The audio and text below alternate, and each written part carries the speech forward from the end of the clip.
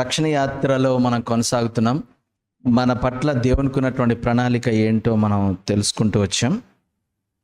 మనము విమోచింపబడాలి, పరిశుద్ధపరచబడాలి, అనగా క్రీస్తు సారూప్యంలోకి మారాలి, ఆయన మహిమలో మనము పాలివారం అవ్వాలి.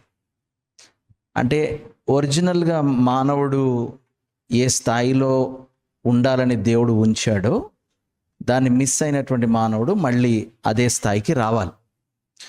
వచ్చి ఆయనకి మానవునికి ఇచ్చినటువంటి assignment like a good manager of the creation, దాన్ని మానవుడు విజయవంతంగా కొనసాగాలి. సో ఈ ప్రయత్నంలో భాగంగా ఆయన నుంచి వేరైపోయిన మనల్ని సరిచేసుకున్నాడు. ఆయన సారూప్యంలోనికి రమ్మంటున్నాడు. ఆ మహిమలో మనల్ని పాలివారనిగా చేస్తాడు. ఇదంతా కలిపితే రక్షణ ప్రణాళిక. ఈ రక్షణ ప్రణాళికని మనం అర్థం చేసుకోవడం కొరకు దీంట్లో ఉన్నటువంటి ఒక 10 ఆస్పెక్ట్స్ని మనం చదువుతూ వస్తున్నాం. ఈ 10 ఆస్పెక్ట్స్లో ఫస్ట్ మనం ఏం నేర్చుకున్నామంటే ఎలక్షన్, ఎంపిక చేసుకున్నాడు దేవుడు. తర్వాత దేవుడు పిలుచుకున్నాడు. దేవుడు మనల్ని పిలిచే ఒకటే ఒక పిలుపు. యేసుక్రీస్తు వారి యొక్క ఉదాహరణలు మనకు స్ట్రైట్గా కనబడుతుంది. అప్పటి నుండి అది మొదలుకొని ఆయన బయలుదేరి ఏం మొదలుపెట్టాడు? మీరు మారు మనసు పొంది సువార్తను నమ్మండి అని స్టార్ట్ చేశాడు.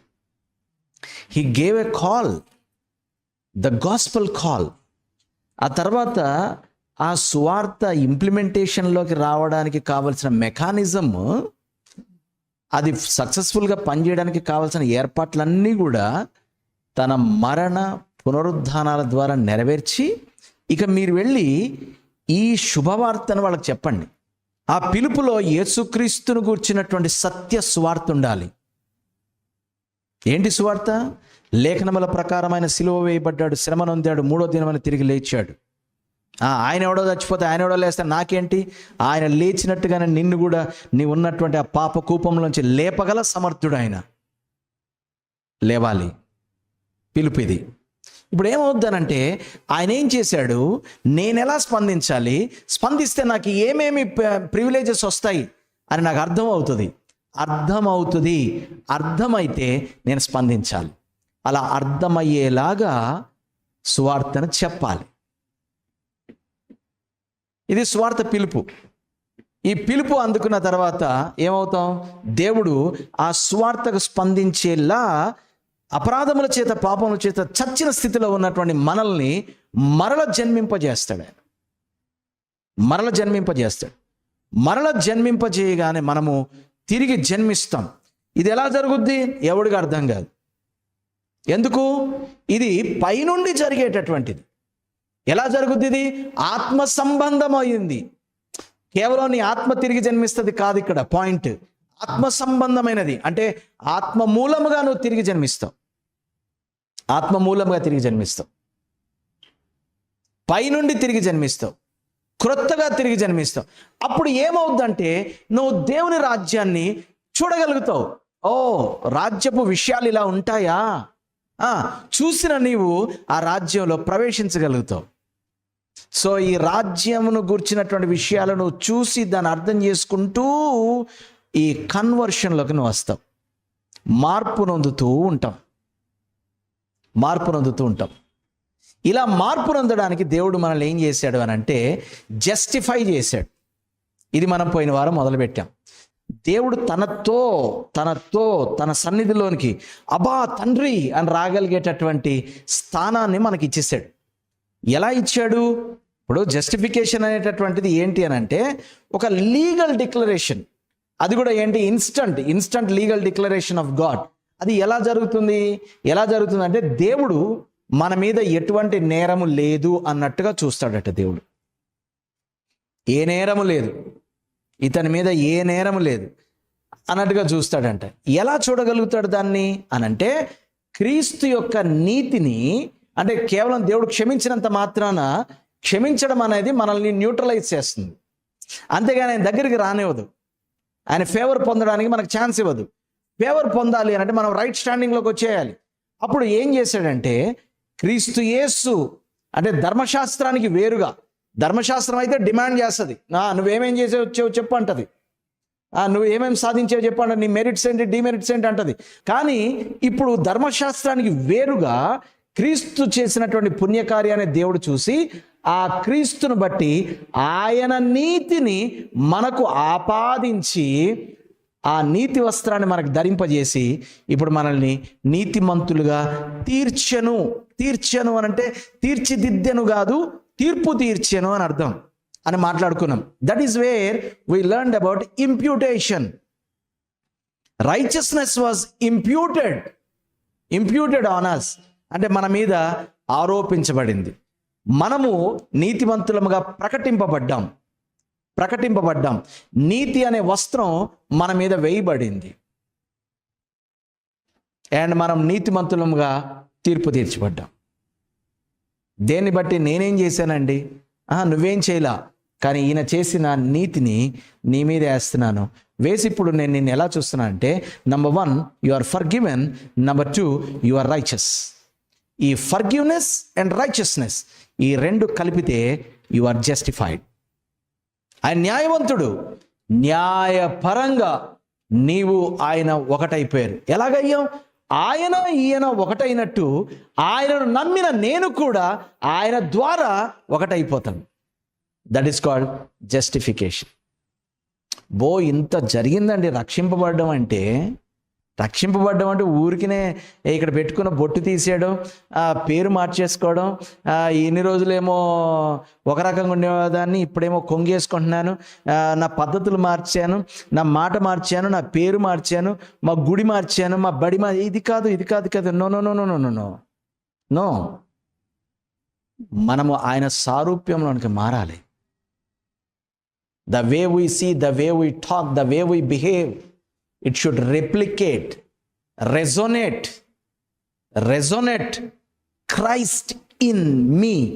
That is why I am Christian. That's not my religion, that's not my caste. After all, that is me. Who are you? Christ in.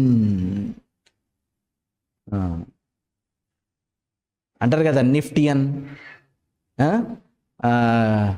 ఏదో ఇట్లాంటివి అంటారు కదా. అట్లాగా నేను ఎవరు? క్రిస్టియన్. అంటే మనం చెప్పడమే ఏం చెప్తున్నామంటే నాలో క్రీస్తు ఉంటాడు అనమాట. You getting me? Those are weightier things. Not your ముసుగు, not your dressing, not your hair style, not your గడ్డం.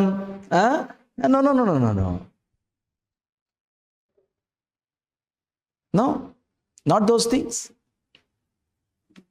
సో క్రీస్తు యొక్క నీతిని మన మీద ధరింపజేసి దాన్ని మన మీద ఇంప్యూట్ చేసి ఆరోపించి మనల్ని నీతిమంతులని డిక్లేర్ చేశాడు, ప్రకటించాడు, తీర్పు తీర్చాడు.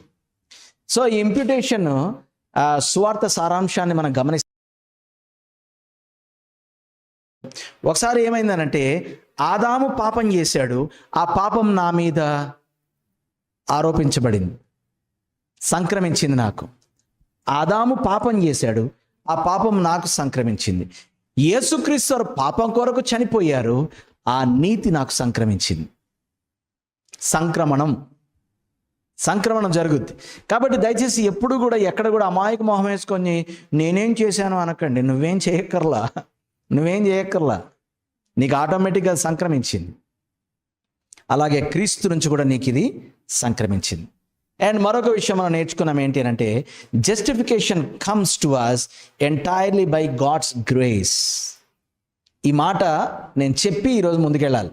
కేవలం దేవుని కృపనే. It is not meritorious. నా యొక్క యోగ్యతలు, నా యొక్క ఘనతలు వాటి మీద ఆధారపడి లేదు. ఎక్కడ కూడా నా వల్ల ఏమీ జరగలేదు, జరగదు, జరిగే అవకాశం కూడా లేదు. కేవలం దేవుడు తన కృపతో నన్ను రక్షించుకున్నాడు, కృపతో. అయితే అక్కడ ఒక మాట ఉంది, మీరు విశ్వాసము ద్వారా కృపచేతనే మీరు రక్షింపబడి ఉన్నారు. ఇక విశ్వాసం అనే ఆస్పెక్ట్ ఉంది. మహాప్రేమతో ఆయన సిలువలో చనిపోయాడు, కృపతో దేవుడు నన్ను రక్షించుకున్నాడు. కానీ ఇక్కడ ఫెయిత్ అనేటటువంటి ఆస్పెక్ట్ ఒకటి ఉంది. God justifies us through hour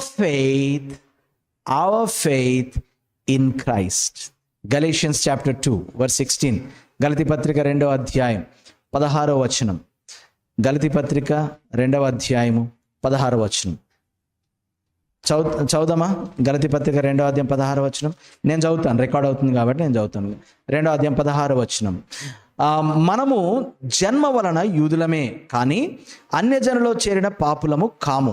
మనుష్యుడు యేసుక్రీస్తునందలి చెప్పండి ఈ మాట, మనుష్యుడు యేసుక్రీస్తునందలి విశ్వాసము వలననే కానీ ధర్మశాస్త్ర సంబంధమైన క్రియల మూలముగా నీతిమంతుడుగా తీర్పు తీర్చబడని ఎరిగి మనమును ధర్మశాస్త్ర సంబంధమైన క్రియల మూలముగా కాక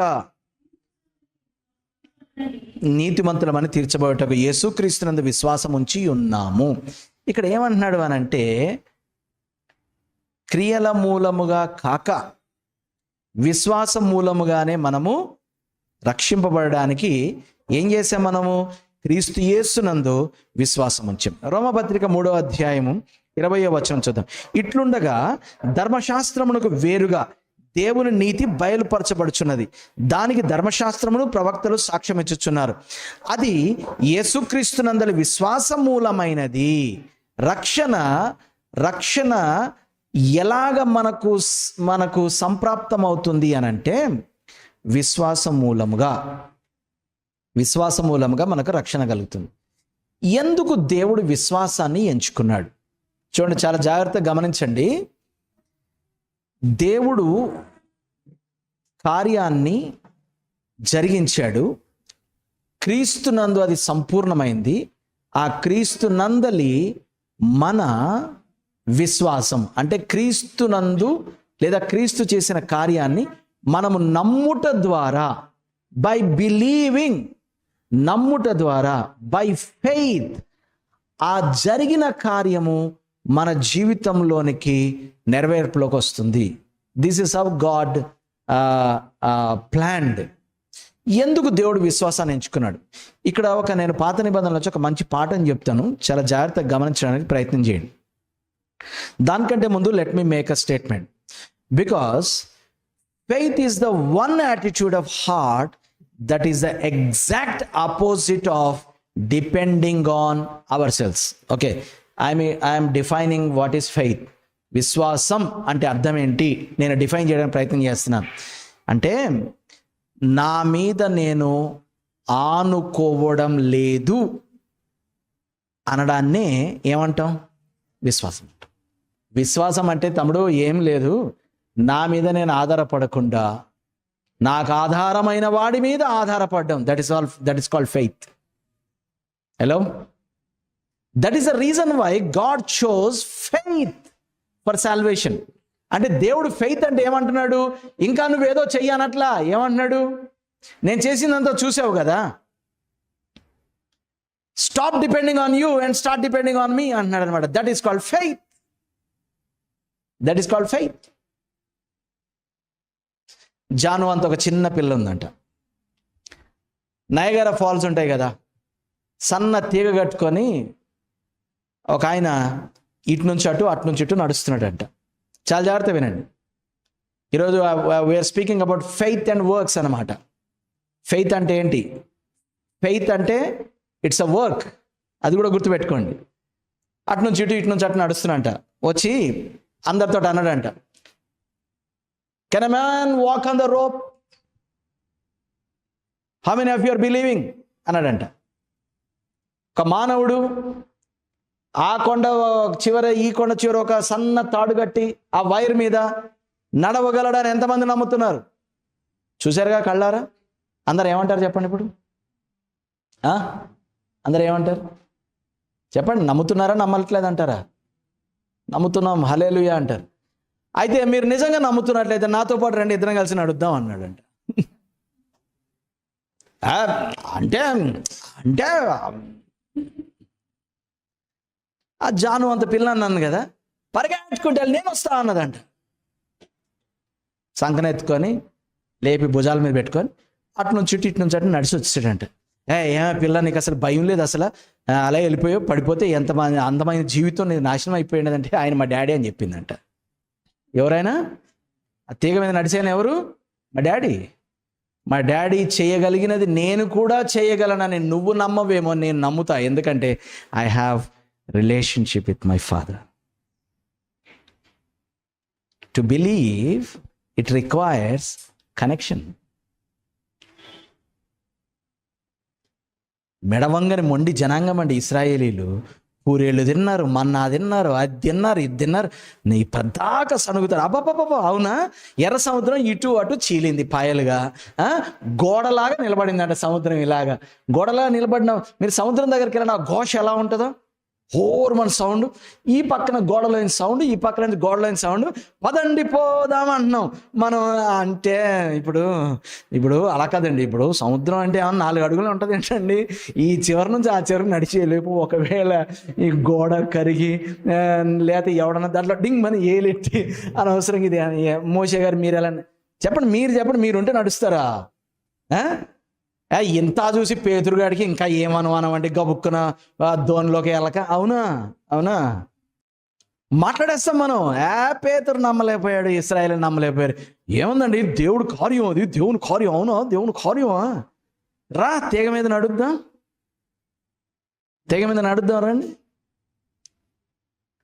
దట్ ఈస్ కాల్డ్ ఫెయిత్. పాటలు పాడుకుంటూ సుజిత్ అలేలుయా అలేలుయా అనుకుంటూ అలా పెద్ద గుట్టెక్కాడంట. గుట్టెక్కితే పాపం దేవుళ్ళు లీనమైపోయినాడు కదా, అవతల లోయ ఉంది చూసుకోలేదు, దడేలు మనం పడిపోయి ప్రభువా నీవే కలవన్నాడు. అనేసరికి ఒక చెట్టు కొమ్మ దొరికింది, పట్టుకున్న తర్వాత దేవుడు మాట్లాడుతున్నాడు. ఒరే ప్రభువా నీవే కలవని చెట్టు కొమ్మను పట్టుకున్నావేంట్రా, వదిలే నేను పట్టుకుంటాను అన్నాడు. వదలను బాబాయ్, నువ్వు పట్టుకో, నేను వదులుతాను. వదిలేరా, నేను పట్టుకుంటాను అన్నాడు. That is called faith. Hello, నేను వదలను, నువ్వు పట్టుకో ఫస్ట్ అని అంటే, ఒరే వదలరా బాబు అని గట్టిగా లాగాడు. లాగితే ఎంత దూరం ఉందంటే 1 అడుగే దూరం ఉందంటే కింద నేల. ఎంత దూరం ఉంది? వదిలితే తెలుస్తుంది ఎంత దూరం ఉందో. ఈడేమనుకున్నాడు, అంత దూరం నుంచి పడ్డాను కాబట్టి ఇంకెంత కింద పడిపోతాను అనుకుంటున్నావు. కాదు, నువ్వు ఎంత దూరం నుంచి పడ్డా వదిలేస్తే 1 అడుగే. I getting me this morning? Hey, these are faith lessons. Money come to me నా, ఇది కాదు faith lesson. No, that's not faith lesson. Faith is depending on God. No matter what. Hello? Hey, happy this morning? Am I okay if I go like this? ఒక classic example చెప్తాను కదా బైబిల్లో నుంచి. పాలు తేనెలు ప్రవహించే దేశం ఎంతమంది తెలుసు? విన్నారు ఎప్పుడన్నా ఆ మాట? ఇశ్రాయేలీల్ని దేవుడు ఆ బంధకాల నుంచి విడిపించి ఏం చేశాడు? పాలు తేనెలు ప్రవహించు విశాలమైన మంచి దేశం.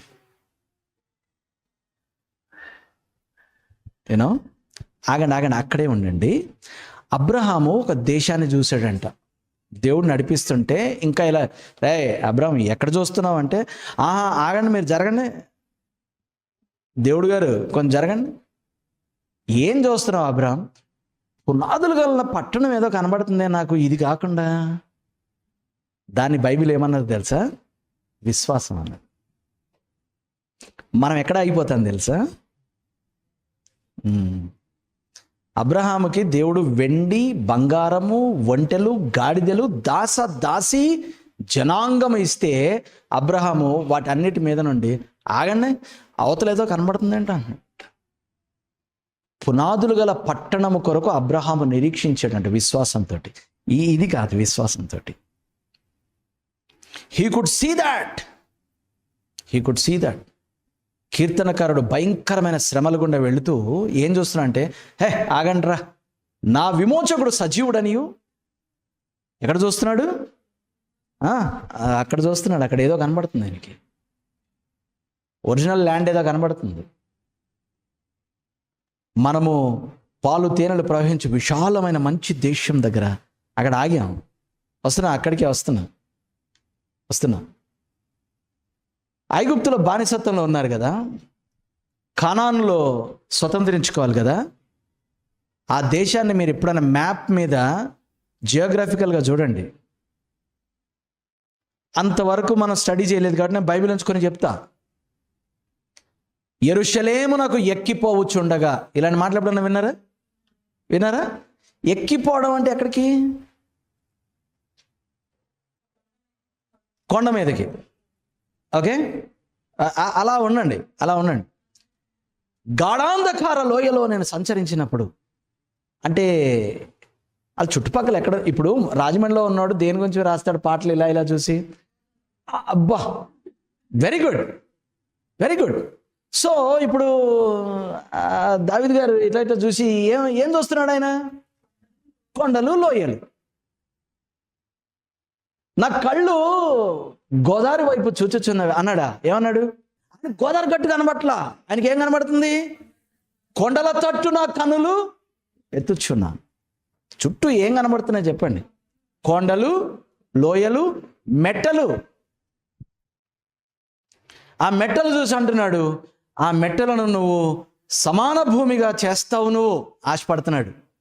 సో ఇప్పుడు చెప్పండి, ఇశ్రాయేలీలు ఏ ల్యాండ్లో బతుకుతున్నారు? జియోగ్రాఫికల్ మ్యాప్లు ఇవన్నీ కూడా వద్దు, బైబిల్లో చూడండి మీరు ఎక్కడ ఉన్నారు. కొండలు, మెట్టలు, లోయలు, అరణ్యములు, ఎడారులు. అంతేనా? ఎక్కడ కనబడ్డాయి మీకు అసలు పాలు తేనెలు?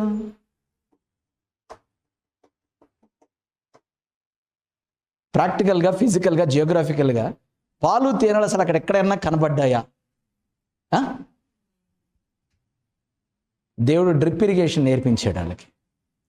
ఇసుకలో పంటలు పండిస్తారు తెలుసా వాళ్ళు? ఎందుకంటే అదంతా ఇసుకనే. అలా మనలాగా నల్ల రేగడి, నల్ల తుమ్మ, నల్ల తాడి, ఇంత సారవంతమైన జీవితం లేదు వాళ్ళకి. మన వ్యవసాయానికి, ఎస్పెషల్లీ గుంటూరు వ్యవసాయానికి ఉన్నటువంటి పేరు అనమాట అది. ఎక్కడైనా నల్ల రేగడి ఉండాలి, నల్ల తుమ్మ చెక్కి నాగలి చెయ్యాలి, బాగా వ్యవసాయం చేసి నల్ల తాడి కళ్ళు తాగి పడుకోవాలి. That is called prosperity in Krishna Guntur districts. సస్యశ్యామలమైన జీవితం. అక్కడ సస్యం లేదు, శ్యామల లేదు వాళ్ళకి, మనకు కాదు. లేదు. చెప్పండి, పాలు తేనెలు ఎక్కడి నుంచి వచ్చినాయి? ఇక మన వాళ్ళు చెప్తారు, అది అక్కడంట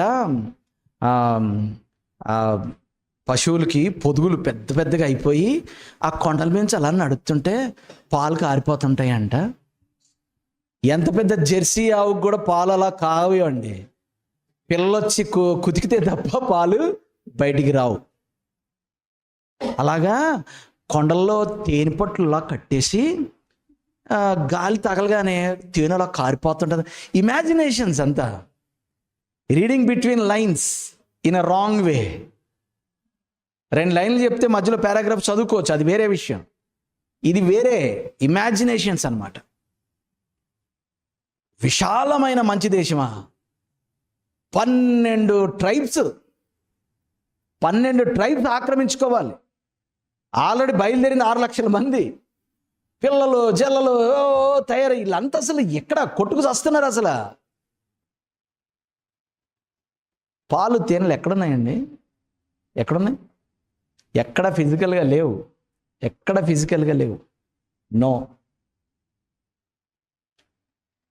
మార్గ మధ్యంలోనే ఇశ్రాయేలుకి దేవుడు ఏం లెసన్ నేర్పిస్తున్నాడో తెలుసా? ఒక్క ఉదాహరణ చెప్తా. ఈ పూటే తినండి, రేపుడికి దాచుకోకండి అన్నాడు. కానీ వాళ్ళలో కొందరు ఏం చేశారు? రేపుడు రోజులు లేకపోతేనో అన్నారు. అదేమైంది? పురుగులు పట్టింది. యేసుక్రీస్తు వచ్చి ఏమన్నాడంటే, నేటి కీడు నేటికి చాలు, రేపేమవునో అని కంగారొద్దు అని నేర్పించాడు. అవునా? అంటే అర్థం ఏంటి? ఇన్వెస్ట్మెంట్లు చేయబాకండి, రేపటికి ఏం ఉంచుకోబాకండి, మొత్తం ఈరోజు తినేది దొల్లేయండి అని కాదు అక్కడ. Please don't take wrong implications. No, ఆయన ఏం చెప్తున్నాడు అనంటే మానుదినాహారము ఏమన్నాడు? నేడు. నేడు అనాలంటే మనము ఏ రోజు ప్రేయర్ చేయాలి ఆయనకి? So dependency on God on which day? Every day, every meal, every minute. Basically, God is teaching them depending on Him, not depending on their own selves. అది లెసన్ అక్కడ, అది లెసన్. అసలు మీరు లాజికల్గా మాట్లాడండి బ్రదర్. అసలు ఇక్కడ మాంసం ఎక్కడ దొరుకుతుంది చెప్పండి? మస్తాన్ గడు కొట్టి ఎక్కడ కనబడుతుందా మీకు? మీకు ఎందుకురా, మీకు మాంసం కావాలి అంతేనా? పూరేళ్ళు, మోకాళ్ళు, నడుము లోతుకు పడిపోయినాయి ఇలాగ. ఎక్కడి నుంచి వచ్చి? Depend on me, don't depend on you. ఎందుకో తెలుసా? మీరు గనక నా మీద అలా ఆనుకుంటే అటువంటి దేశంలో కూడా పాలు తేనెలు ప్రవహించే విశాలమైనటువంటి మంచి దేశముగా నేను మిమ్మల్ని వర్ధిల్ల చేస్తాను. Actually God is taking them to a place where only God is the source and resource for them. Hey, are you getting me this morning? దేవుడు మాత్రమే వాళ్ళ యొక్క ఆధారముగా ఉండే ప్లేస్కి పట్టుకెళ్ళిపోతున్నాడు. అందుకే వెళ్ళేటప్పుడు ఏమన్నాడు తెలుసా? వాళ్ళని దగ్గర నడిపించేలాగా. ఒక్కడి కాళ్ళలో ఒకడు పడి నడవాలి. ఎందుకు? దూరం నడిచాడనుకో వాడు దారి గుర్తుపెట్టుకుంటాడు. గుర్తుపెట్టుకుంటే ఏమవుద్ది? మన బాగా పెంచుకున్న కుక్కను వదిలేయాలనుకోండి, ఏం చేయాలో తెలుసా? కళ్ళకు గంతలు కట్టి గోను సంచిలో వేసి వేరే ఊర్లో వదిలేయాలి. అప్పుడు ఇంక రాదు అది. అర్థమైందా? దేవుడు ఏం చేస్తారంటే మళ్ళా వారి యొక్క మనస్సు తిరిగి ఐగుప్తు వైపుకి వెళ్ళిపోతారేమో, అలా వెళ్ళకుండా వాళ్ళని. సో దేవుడు మార్గ మధ్యంలోనే వాళ్ళకి వెనక ఉన్నవి మరిచి ముందున్న వాటికే. ముందున్నవి ఏంటి? ఆ మాట రాసిన ఆయనే మాట్లాడుతున్నాడు. ఏమని? బ్రతుకుట క్రీస్తే, చావు అయితే లాభము. ఎరా బ్రతికే ఉన్నావుగా? మీకు తెలియట్లేదండి, ఇప్పుడు ఈ శరీరంలో నేను జీవించుచున్న ఈ జీవితము నా ప్రభు అయిన యేసుక్రీస్తునందలి విశ్వాసముతో జీవించుచున్నాను. That is Christian life. So when you are justified, సబ్జెక్ట్లోనే ఉన్నాను నేను, పాత నిబంధనకి వెళ్ళిపోలేదు. వెన్ యు ఆర్ జస్టిఫైడ్, అప్పటి నుంచి మొదలుకొని దేవుడు మనల్ని ఎక్కడికి పిలుస్తున్నాడు అంటే, నీ ఆధారం నేనే, నీ మీద డిపెండ్ అవ్వడం వదిలేయి అనే స్థితికి తీసుకొచ్చేసాడు. దాన్నే మనం ఏమన్నామో తెలుసా? యేసు ప్రభు అని నోటితో ఒప్పుకొని ఏమంటున్నాం? ప్రభుత్వం నీది, నాది కాదు. అదిగోండి, ఆ రోజు ఆయన తన ప్రజలని తన దగ్గరికి పిలిచి పూర్తిగా తన మీద ఆధారపడడం నేర్పే ప్రయత్నం చేస్తున్నాడు. సో దారులన్నీ మూసుకుపోయినాయి brother. Sometimes God brings you to that place. ఎందుకో తెలుసా? మంచిగా గతంలో లైఫ్ ఎలా ఉండేదంటే బ్రదర్, రంగురంగుల చొక్కా. మా నాన్న ఫస్ట్ మూలుగా నాకేసి, లెగ్ పీస్ నాకేసి, ఆ తర్వాత మనలందరికి పెట్టేవాడు.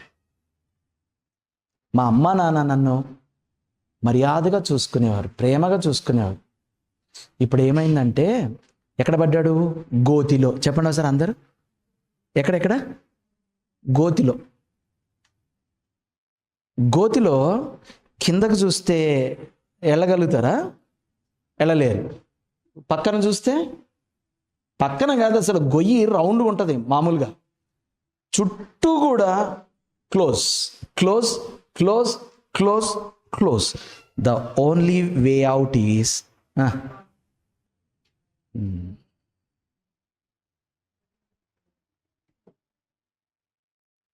నా ప్రాణము గోతిలోనికి పోకుండా నన్ను పైకి లేపువాడవు.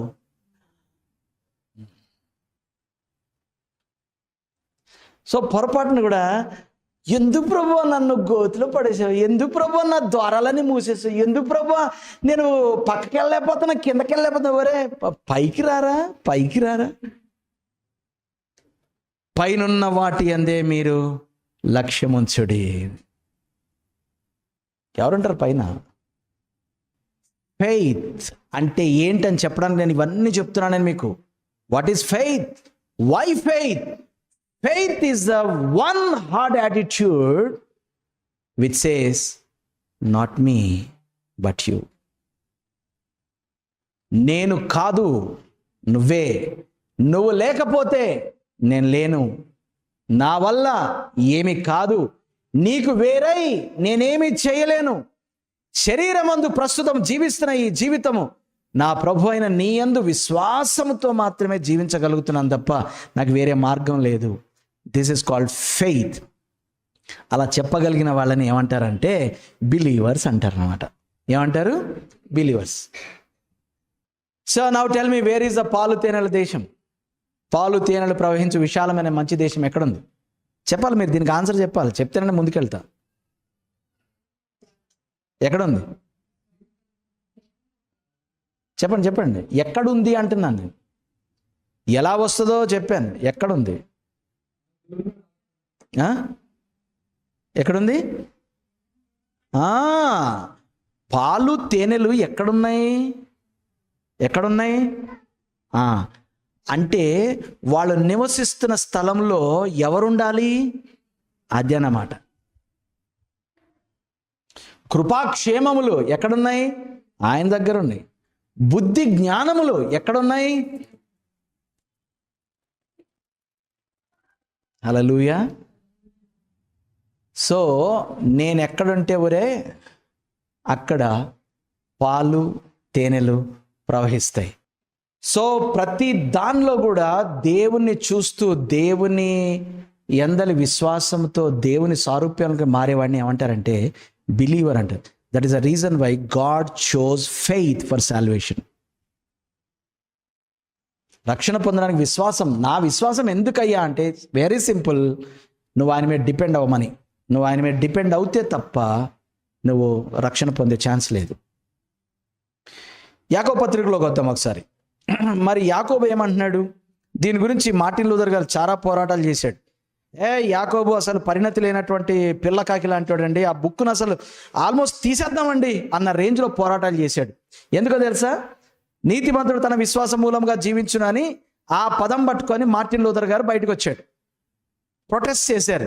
కానీ యాకోబు ఏమంటున్నాడు? 2వ అధ్యాయం అనుకోద్దాం, 2వ అధ్యాయం 14వ వచనం. నా సహోదరులారా, క్రియలు లేనప్పుడు ఎవడైనా తనకు విశ్వాసం కలదని చెప్పినట్ల ఏమి ప్రయోజనము?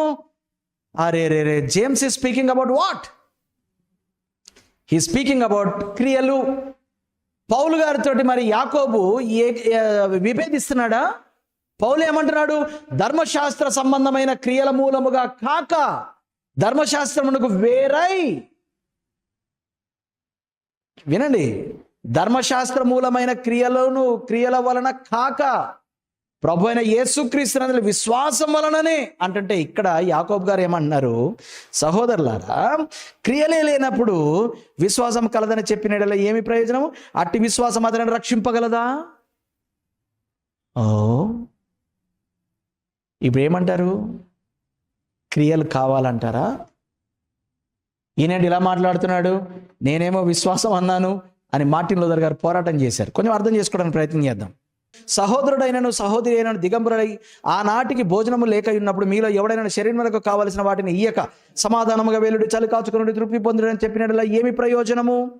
అలాగే విశ్వాసము క్రియలు లేనిదైతే అది ఒంటిగా ఉండి మృతమైనది అగును అని చాలా ఎగ్జాంపుల్స్ రాస్తూ 21వ వచనం చూడండి ఒకసారి.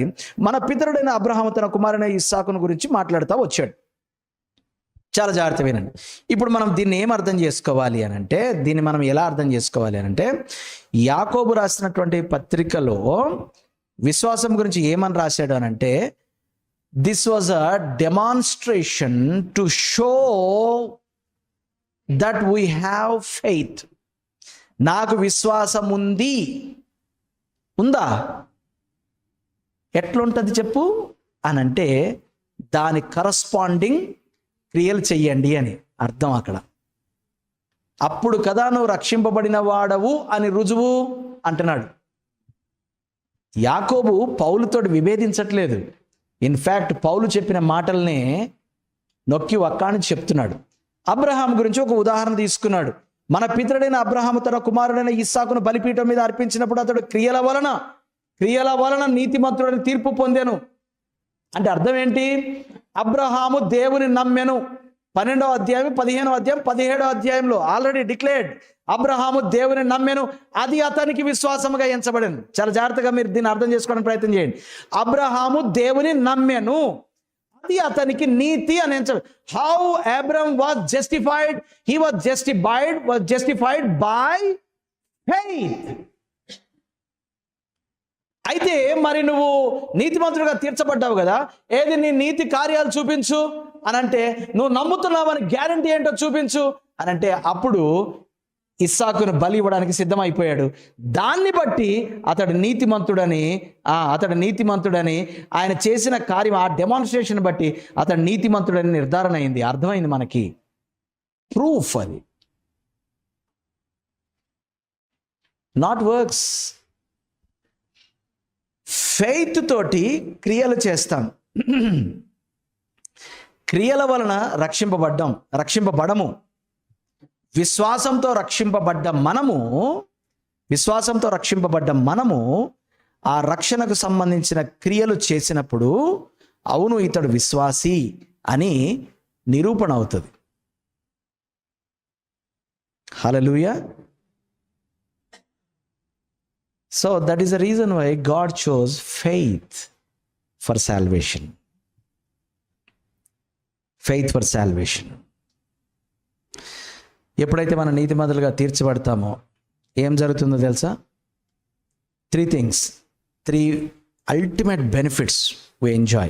Number 1, peace. తన శిష్యులకి యేసుక్రీస్తు చెప్పింది ఏంటి? షలోమ్, సమాధానము. ఆ స్త్రీ వచ్చినప్పుడు ఏమన్నాడు? సమాధానము గలదానవై వెళ్ళుము. జస్టిఫికేషన్ వల్ల వచ్చేటటువంటి ఫస్ట్ బెనిఫిట్ ఏంటంటే పీస్. పీస్ అంటే మన హృదయంలో సమాధానం అని మాత్రమే కాదు. రోమాపత్రిక 5వ అధ్యాయం 1వ వచనం, therefore being justified by faith we have piece with God. కేవలం మన హృదయంలో సమాధానం కాదు, దేవునితో మనకిక గొడవలు లేవు. జస్టిఫైడ్ అయిపోయిన తర్వాత ఏమైంది? దేవుడికి నాకేమి గొడవలేమి లేవు. ఆయన నా పక్షాన ఉంటాడు. ఆయన నీతిమంతునిగా తీర్చిన తర్వాత మన మీద నేరం మోపువాడు ఎవడు? ఇందుని గురించి ఏమి రాయబడి ఉంది? క్రీస్తు మన పక్షమున ఉండగా మనకు విరోధి ఎవడు? ఏమనుంటే నేను మా నాన్న తెలుసుకుంటాం, నువ్వెవడు నా మీద నేరం మోపడానికి? నేరం మోపేవాడిని ఏమంటారు తెలుసా? అపవాది అంటారు. అలా ఏం కాదు, నువ్వు మీ నాన్న విడిపోయారంటగా. కరువు అయినను, ఉపద్రవమైనను, హింస అయినను, మరణమైనను, అసలు సృష్టింపబడిన ఏదైనను క్రీస్తు ప్రేమ నుండి నన్ను అసలు ఎడబాపగలుగుతా? This is called the assurance of salvation. అర్థమైందా? సాతానును, లోకము, ప్రజలు వచ్చి అంటారు అయిపోయింది, ఇంకా నువ్వు అవుట్ ఇంకా అంటారు. నన్ను క్రీస్తు ప్రేమ నుండి నన్ను ఏమైనా ఎడబాపగలుగుతాయా? ఎడబాపలేవు. Because I did not come into a religion, I came into relationship with my God. So ఆయనకి నాకు ఏం లెక్కలు లేవు, గొడవలు లేవు. పీస్. ఆ పీస్ ఏం చేస్తుందంటే మన కాన్షియస్, మన హార్ట్, మన మైండ్, మన సోల్లో కూడా పీస్ వచ్చేస్తుంది.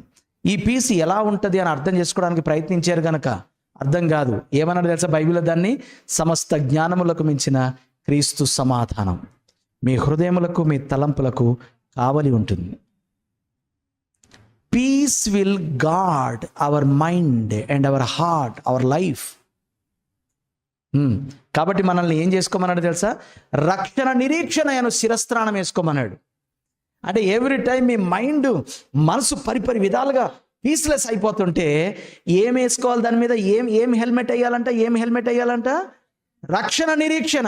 అంటే నువ్వు రక్షింపబడ్డావు అనేటటువంటి నిరీక్షణను గురించినటువంటి శిరస్త్రాణం వేసుకో.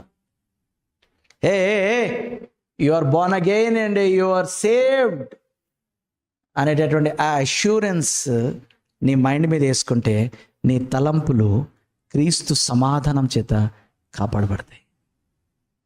Are you getting me this morning? Why దిగాలు? Why black circles? Why bags? Why always Christians brother? Why? Because of lack of assurance of salvation.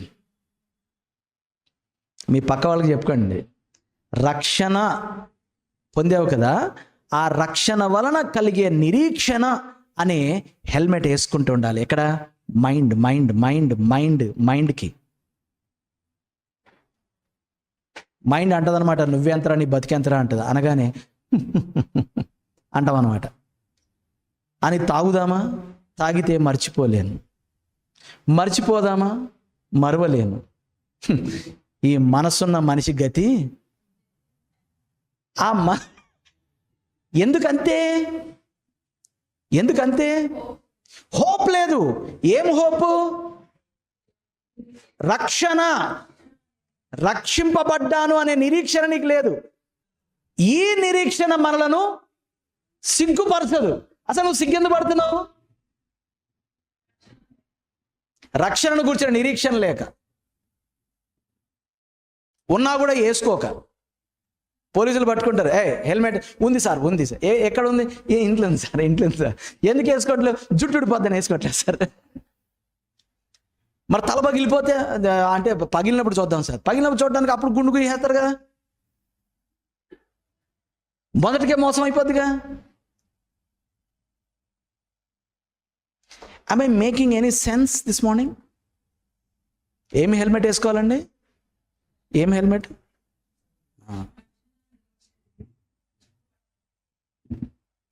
నా మైండ్ ఎప్పుడు నాతో ఏం మాట్లాడాలి? రే బీ కాన్ఫిడెంట్, బీ బోల్డ్,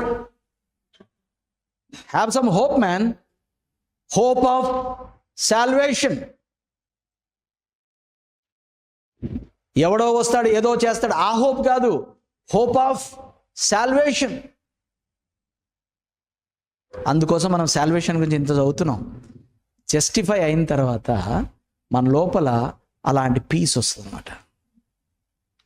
సమస్త జ్ఞానములకు మించిన క్రీస్తు సమాధానం. ఒకసారి ఒక బ్రదర్ నాకు ఫోన్ చేసి అడిగాడు, బ్రదర్ ఈ మధ్య నేను రీసెంట్ టైమ్స్లో మీరు వెళ్తున్నటువంటి పరిస్థితుల గురించి మీరు నాకు డీటెయిల్గా చెప్పారు. అసలు ఆ టైంలో అంత పీస్ఫుల్గా ఉండి, అంత జాయ్ఫుల్గా అందరిని పలకరించి, అంత కాన్ఫిడెంట్గా వాక్యం చెప్పడానికి ఎలా నిలబడగలిగారు బ్రదర్? అసలు కుంగిపోయి అసలు వాక్యం చెప్పకుండా మూలకెళ్ళిపోయి కూర్చుండిపోవాలి కదా మీరు అని అంటే, చెప్పన సఖ్యమును మహిమాన్వితమైనటువంటి రక్షణ గూర్చిన నిరీక్షణ ఉంటే దాన్ని బేస్ చేసుకొని we live confident. That will give us peace. అంటే మనల్ని ఏవి డిస్టర్బ్ చేయవా? చేస్తాయి, కానీ వెంటనే మన లోపల ఏమొచ్చేస్తారంటే, నేను దానికి బియాండ్ తెలుసా, నేను దానికంటే గొప్ప అండి. After all I'm justified. ఇంత గొప్ప నన్ను ఈ మాత్రం విషయాలు డిస్టర్బ్ చేస్తాయా? ఆ నిరీక్షణ, పీస్. అండ్ జస్టిఫికేషన్ మనకి ఇచ్చేటటువంటి మరొక అద్భుతమైన బెనిఫిట్ ఏంటంటే access in to the presence of God. రోమాపత్రిక 5:2 by whom also we have access by faith in to this grace. విశ్వాసంతో మనకి ఏం జరిగిందంట? రోమా 5:2 చదువుదామా ఒకసారి.